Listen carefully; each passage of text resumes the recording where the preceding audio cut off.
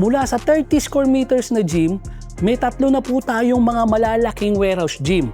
Tarlac, Lipa, Cavite City. At ito, magkakaroon pa ulit tayo sa Quezon at Mindoro.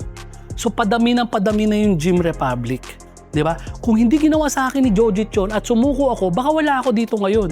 Kaya mga kapatid, ito yun kung may pinagdadaanan ka kasi ngayon, malay mo, yung pinagdadaanan mo na yan, isang step lang yan para ma-reach mo yung goal mo. Huwag ka sumuko. Kasi ito yung problema sa kalimitan sa mga nagfe-fail sa mga negosyo. Nasa kalagitnaan pa lang kayo na nagfe-fail kayo, sumusuko na kayo.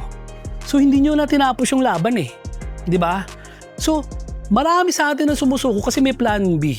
Meron tayong ibang option. Pero kung kagaya ko noon, walang atrasan na walang ibang aasahang ibang tao, wala akong choice kundi dumiretso at mag-succeed, 'di ba? Again, yung mga kinukuwento ko about doon sa mga vlogs ko, hindi po ito imbento, hindi po ito nabasa sa libro or naibasa sa ibang content. Yun ang i-challenge ko. Kung may napanood kayo na ibang content na similar sa akin, pakibanggit po. Kasi honestly, ako naniniwala ako na original lahat yung content ko. Bakit? Kasi yung kinukwento ko sa inyo, sarili kong experience yun. Maski yung sasabi ko sa inyo na pag-utang ko ng property, umutang ako ng property sa BDO way back 2019 at ang isinanla kong property para mabili yun, yung bibilin ko pa lang.